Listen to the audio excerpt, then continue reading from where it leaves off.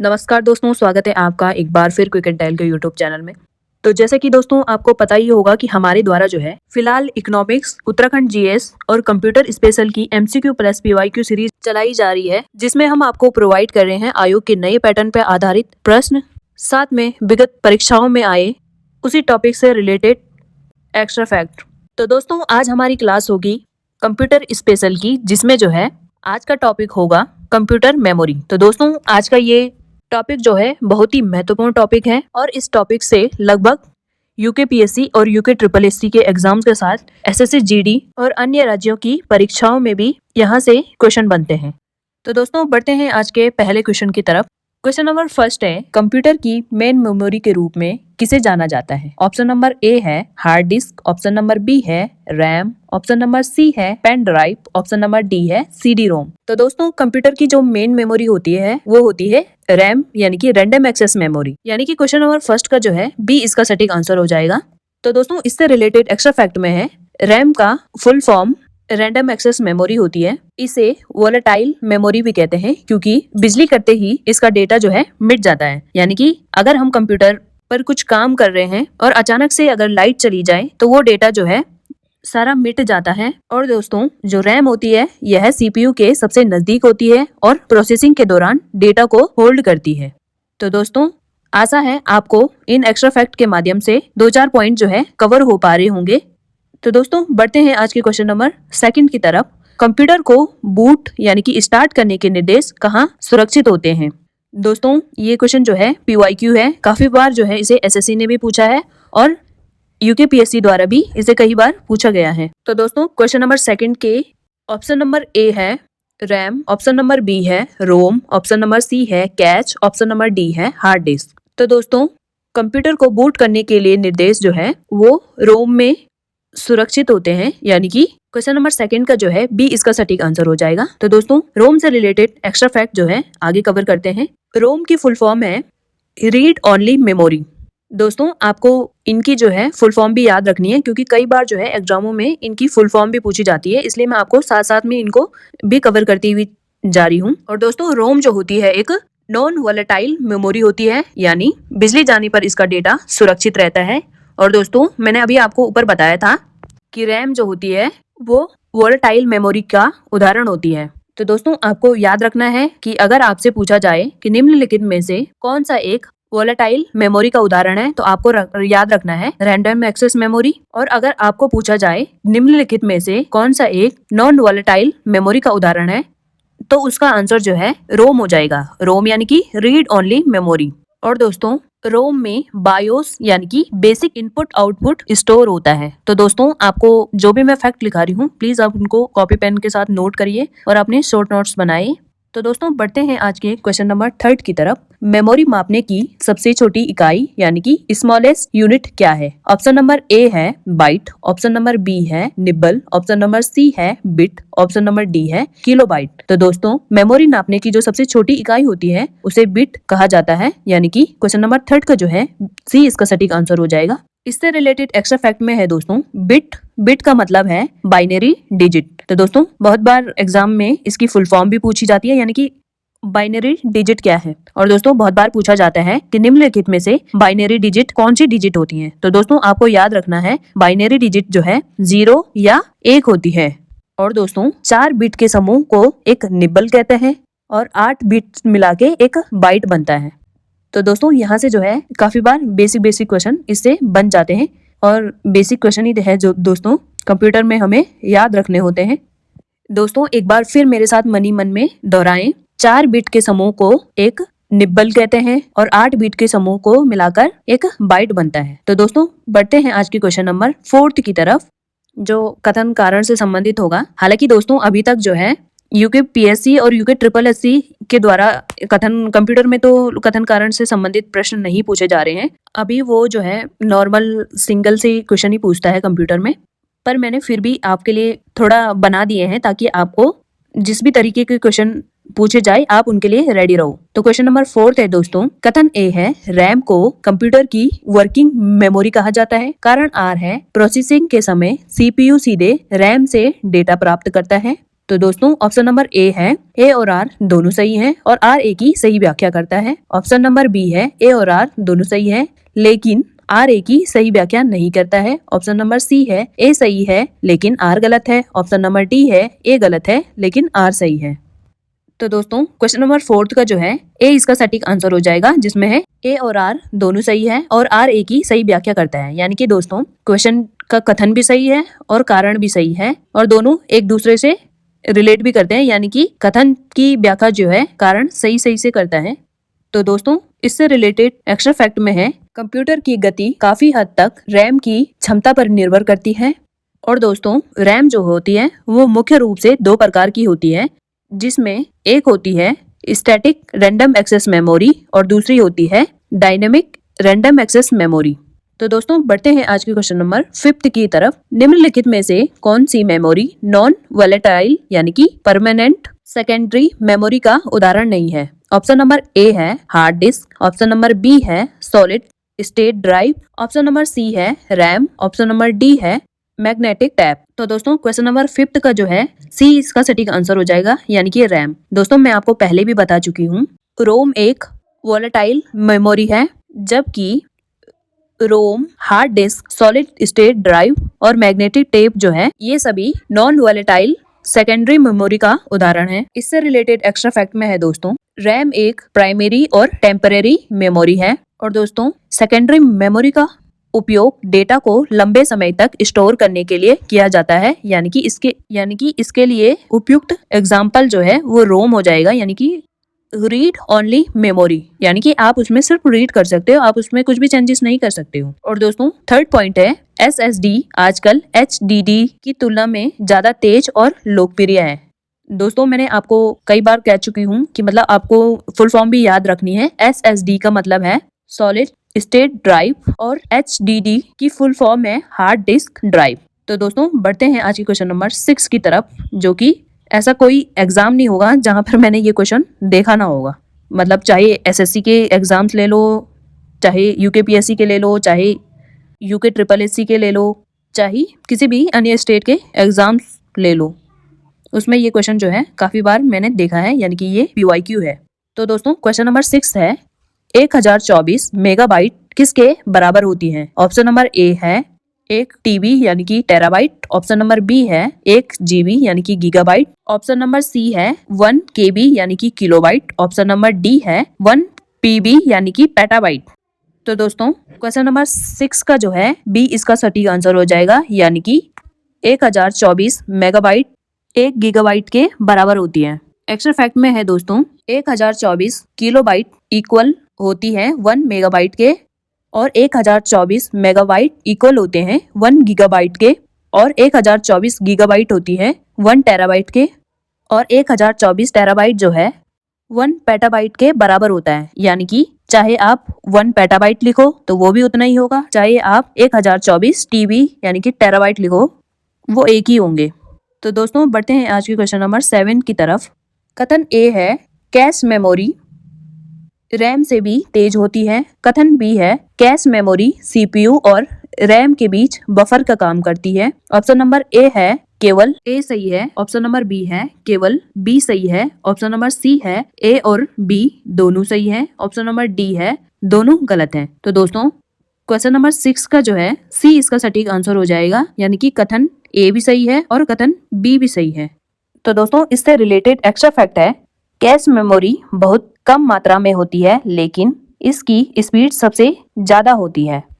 Second point है यह उस डेटा को स्टोर करती है जिसकी CPU को बार बार जरूरत होती है। यानी कि दोस्तों जो कैश मेमोरी होती है वो बहुत कम मात्रा में होती है लेकिन इसकी स्पीड जो है सबसे ज्यादा होती है और ये जो है डेटा को स्टोर करती है जिसकी CPU को जो है बार बार जरूरत पड़ती है।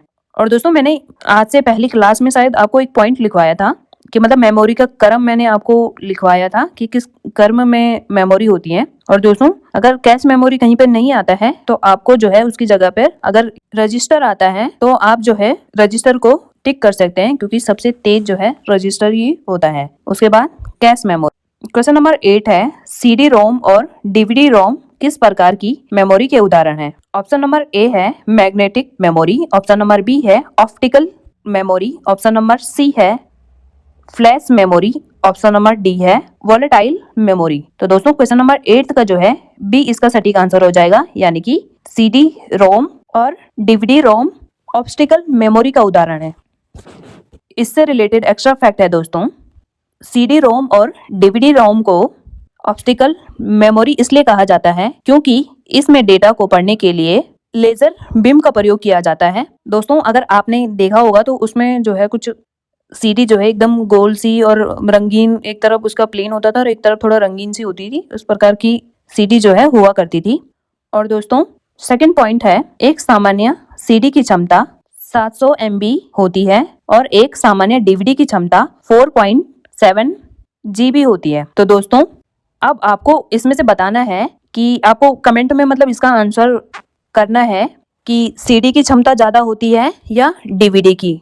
अगर आपको लगता है सीडी की तो आप कमेंट में सीडी टाइप करिए, अगर आपको लगता है डीवीडी तो आप डीवीडी टाइप करिए।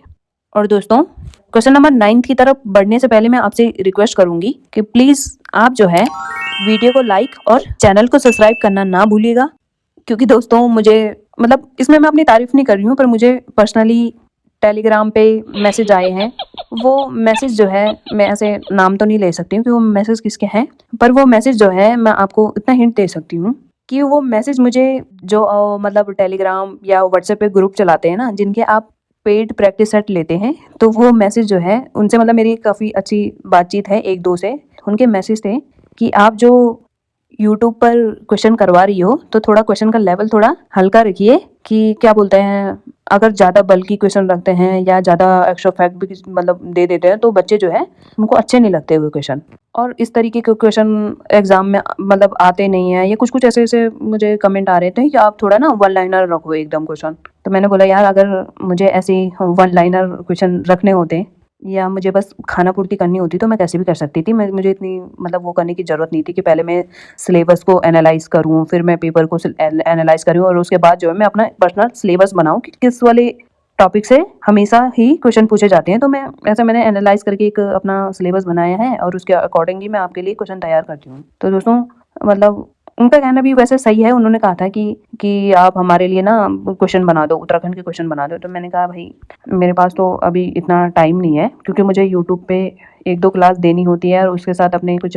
पर्सनल काम या कह सकते हो कुछ इधर उधर जॉब वगैरह भी है छोटी मोटी, तो इतना टाइम जो है वो हो नहीं पाता है। तो मैं इसीलिए दोस्तों आपको डेली क्लास तो नहीं दे सकती, पर जिस दिन भी दूंगी उस दिन क्लास जो है आपका जो भी 30 या 35 मिनट लगेंगे, आपको लगेगा कि हमारे 30 से 35 मिनट जो है वो खराब नहीं हुए हैं। तो दोस्तों आपसे एक रिक्वेस्ट है कि मेरी वीडियो चाहे 50 बच्चे देखे, चाहे 100 देखे, चाहे 200 देखे, मैं बस ये चाहती हूँ कि आपके जो है अगर आपको क्वेश्चन सच में पसंद आ रहे हैं, आपको एक्स्ट्रा फैक्ट पसंद आ रहे हैं, तो आप प्लीज़ वीडियो को लाइक करिए, क्योंकि उससे मुझे पता चलता है कि सच में वाकई अगर मैं बना रही हूँ तो आपको क्वेश्चन पसंद आ रहे हैं, यानी कि मैं सही दिशा में काम कर रही हूँ। मुझे कौन बताएगा ये चीज़ें, आप ही तो बताएंगे कि मैं सही दिशा में काम कर रही हूँ। अब आप लोग ही कमेंट नहीं करेंगे या कुछ सब्सक्राइब नहीं करेंगे तो मुझे कैसे पता चलेगा कि मैं सही कर रही हूँ कि नहीं कर रही हूँ।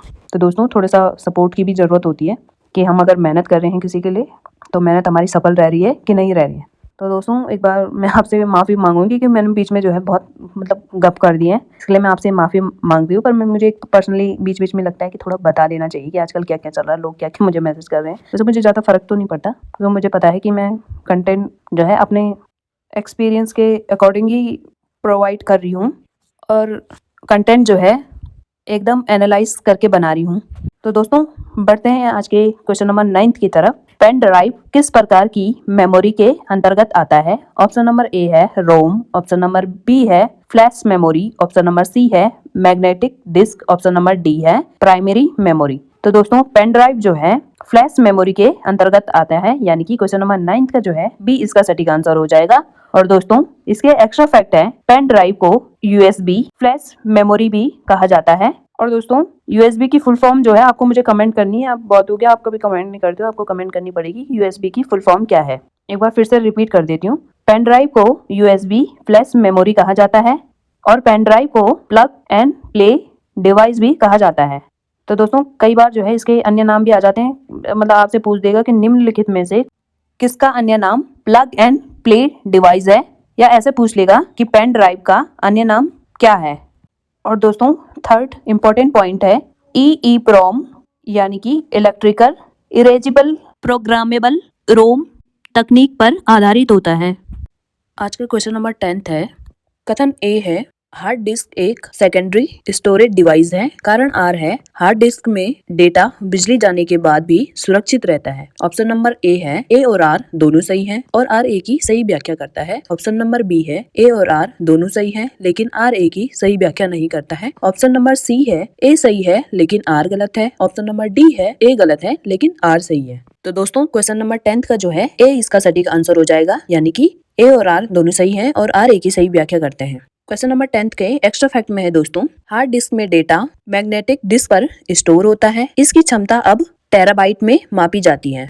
मैंने ऊपर बताया था ना कि अब हार्ड डिस्क की जो है क्षमता काफी बढ़ गई है, इसलिए इसे अब टेराबाइट में मापा जाता है। तो दोस्तों बढ़ते हैं आज के क्वेश्चन नंबर 11 की तरफ। ब्लू रे डिस्क की स्टोरेज क्षमता कितनी होती है? ऑप्शन नंबर ए है 700 MB, ऑप्शन नंबर बी है 4.7 GB, ऑप्शन नंबर सी है 25 GB से 50 GB तक, ऑप्शन नंबर डी है 1 टेराबाइट। तो दोस्तों ब्लू रे डिस्क की स्टोरेज क्षमता जो है 25 से 50 गीगाबाइट यानी जीबी तक होती है, यानी कि क्वेश्चन नंबर 11 का जो है सी इसका सटीक आंसर हो जाएगा। और दोस्तों एक्स्ट्रा फैक्ट में है दोस्तों, जो ब्लू रे डिस्क होती है यह HD वीडियो स्टोर करने के लिए इस्तेमाल होती है और इसमें डेटा पढ़ने के लिए ब्लू वायलेट लेजर का उपयोग होता है।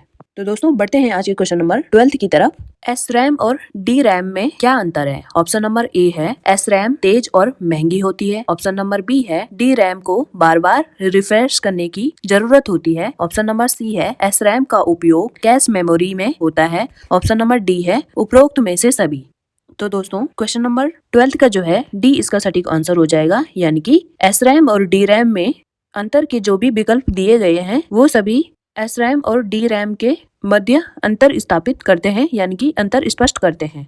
और दोस्तों SRAM का फुल फॉर्म जो है वो होती है स्टैटिक रैंडम एक्सेस मेमोरी और DRAM का फुल फॉर्म होता है dynamic random access memory.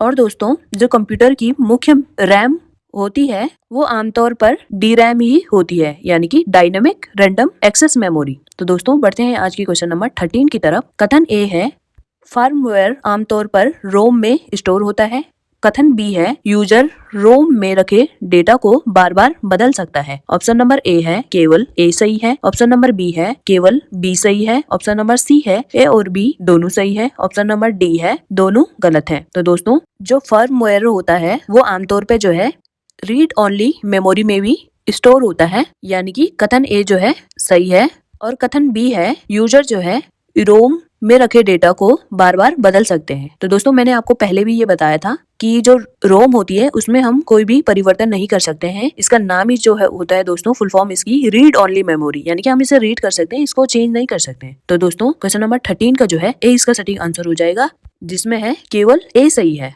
Extra fact है दोस्तों, रोम का डेटा जो है मैन्युफैक्चरिंग के समय ही डाला जाता है, इसे सामान्यतः जो है बदला नहीं जाता है, ये सिर्फ रीड ओनली होता है, यानी कि इसे सिर्फ रीड किया जा सकता है। मतलब जो भी मैंने अभी आपको समझाया वही है इसके एक्स्ट्रा फैक्ट में भी। तो दोस्तों बढ़ते हैं आज की क्वेश्चन नंबर 14 की तरफ। मैग्नेटिक टेप में डेटा को कैसे एक्सेस किया जाता है? ऑप्शन नंबर ए है random access, option number B है sequential access, option number C है direct access, option number D है इनमें से कोई नहीं। तो दोस्तों मैग्नेटिक टेप में जो डेटा होता है उसे सीक्वेंशियल एक्सेस किया जा सकता है, यानी कि क्वेश्चन नंबर 14 का जो है बी इसका सटीक आंसर हो जाएगा। और एक्स्ट्रा फैक्ट में है दोस्तों, इसमें डेटा का एक क्रम यानी कि लाइन में पढ़ा जाता है, जैसे कि पुराने गाने। और दोस्तों जैसे कि आपको इसके नाम से ही पता चल रहा होगा सीक्वेंशियल, यानी कि एक सीक्वेंस से। और दोस्तों यह जो है बहुत ही पुराना और धीमा जो है स्टोरेज माध्यम था। क्वेश्चन नंबर 15 है रजिस्टर कहाँ स्थित होती है? ये जो है दोस्तों PYQ है, थोड़ा इसको ध्यान से देखिएगा। ऑप्शन नंबर ए है रैम में, ऑप्शन नंबर बी है रोम में, ऑप्शन नंबर सी है CPU के अंदर, ऑप्शन नंबर डी है हार्ड डिस्क। तो दोस्तों ये क्वेश्चन मैं आपको पहले भी करवा चुकी हूँ, यानी कि इससे पहले वाली क्लास आप भी अभी तक आपने नहीं देखी है तो आप देख सकते हैं, उसमें मैंने आपको अच्छे से समझाया है कि कौन कौन कहाँ कहाँ स्थित होता है और इनका सीक्वेंस क्या होता है। अगर आपने अभी तक वो वाली प्लेलिस्ट नहीं देखी है, मतलब वो वाली क्लासेस आपने नहीं देखी है, तो मैं आपके लिए सारी क्लासेस का जो है कमेंट सेक्शन में उनकी लिंक प्रोवाइड कर दूंगी, आप वहाँ पे जाके क्लिक कर सकते हैं। तो दोस्तों रजिस्टर जो है CPU में पाया जाता है, यानी कि वो सीपीयू के अंदर होता है ये रजिस्टर ना, और ये सबसे तेज गति वाला होता है। तो दोस्तों क्वेश्चन नंबर 15 का जो है सी इसका सटीक आंसर हो जाएगा। एक्स्ट्रा फैक्ट में है रजिस्टर कंप्यूटर की सबसे तेज मेमोरी यूनिट है और यह सीपीयू के अंदर कार्य करने के लिए बहुत कम मात्रा में डेटा को होल्ड करती है। मतलब ज्यादा डेटा ये होल्ड नहीं करती है, मतलब एकदम से काम करती है ना, तो ज्यादा डेटा होल्ड नहीं करती है। क्वेश्चन नंबर 16 है वर्चुअल मेमोरी क्या होती है। ऑप्शन नंबर ए है एक बहुत महंगी रैम। ऑप्शन नंबर बी है हार्ड डिस्क का वह हिस्सा जिसे सीपीयू रैम की तरह इस्तेमाल करता है। ऑप्शन नंबर सी है backup memory. Option number D है क्लाउड स्टोरेज। तो दोस्तों वर्चुअल मेमोरी एक हार्ड डिस्क का वह हिस्सा जिसे सीपीयू रैम की तरह इस्तेमाल करता है, वह वर्चुअल मेमोरी होती है। यानी कि क्वेश्चन नंबर 16 का जो है बी इसका सटीक आंसर हो जाएगा। एक्स्ट्रा फैक्ट में है दोस्तों वर्चुअल मेमोरी, जब मेमोरी कम पड़ जाती है तब कंप्यूटर हार्ड डिस्क के कुछ हिस्से को टेम्पररी रैम बना लेता है और दोस्तों इसे जो है बड़े प्रोग्राम को चलाने में मदद मिलती है। क्वेश्चन नंबर 17 है कंप्यूटर की मेमोरी यूनिट्स का सही बढ़ता क्रम क्या है। यानी कि आपको असेंडिंग ऑर्डर में लगाना है। ऑप्शन नंबर ए है MB, GB, TB और PB। ऑप्शन नंबर बी है TB, MB, GB, PB। Option number C है PB, TB, GB, MB। Option number D है GB, MB, TB और PB। क्वेश्चन नंबर 17 का जो है ए इसका सटीक आंसर हो जाएगा। यानी कि इसका बढ़ता क्रम जो है ए ऑप्शन में सही दिया गया है।